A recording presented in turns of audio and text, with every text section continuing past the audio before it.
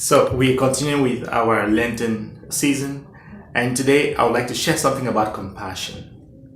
Compassion comes from the root from the Latin cum and patio, which means to suffer with.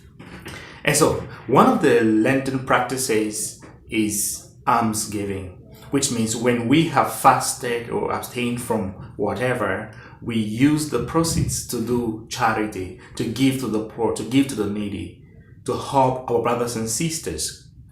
And so today I would like us to give a little twist to it, to the compassion which we are called upon to live during this Lenten period. And I'd like to draw from a story that is told by Mother Teresa of Calcutta. And Mother Teresa says, one day they met a man who was lying on the street.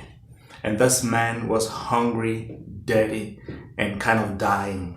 And when they carried him to their hospice, and she asked one of the sisters, who took about 3 hours to clean this man up.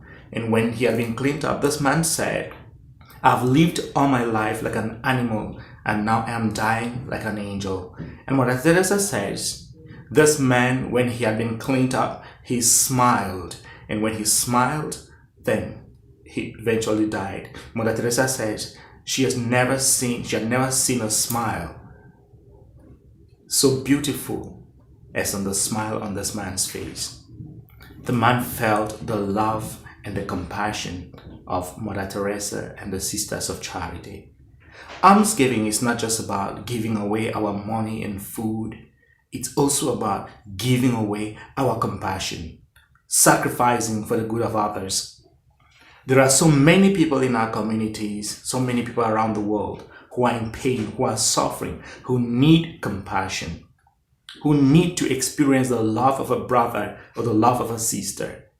There are people who are in homes, some who are who are going through serious tribulation in the hospitals, in the prisons, and all kinds of places, who need our attention, who need our love, who need our care. Maybe just a phone call. At times when you visit people in their homes and you find people who have been in the home for 3 weeks, 4 weeks, 2 months, maybe even 6 months, and they have never had anybody to talk to for 30 minutes continuously or even an hour. They hardly have anybody who can truly visit them and be with them. I think one of the ways that we can be able to live out our compassion during this Lenten period could be to visit the homebound, the sick, and those who are going through difficulties. Just be with them. Give them the gift of our presence. Let them know that we care. Compassion is about suffering with others, coming to the aid of others, not just with material things or with money, but with our presence. For there are so many people who are dying for lack of love than for lack of money and material things. And of course, thinking about compassion, there is a second story that comes to mind, and it's about these 6 men who were trapped in a forest during winter. And while they were trapped in the forest, they were walking about in the forest and they met this fire. And when they met this fire, all of them stood around the fire and were warming themselves by the fire. Gradually, the fire started dying out. And all of them had a log in their hands because they needed those sticks or logs to go around the forest. And the first person thought about throwing his own log into the fire so that the fire could keep burning. But when he looked around, he saw somebody who was not of his faith or religion. And he told himself, I cannot throw my log in the fire to burn to keep this person who is not of my religion alive. And so he clung to his log. The second person looked around and saw somebody who was of a different color from him and told himself, I cannot throw my log in the fire to warm this person who is from another race or different color. The next person looked around and saw a very tattered person and said, I cannot throw my log in the fire to warm this poor person.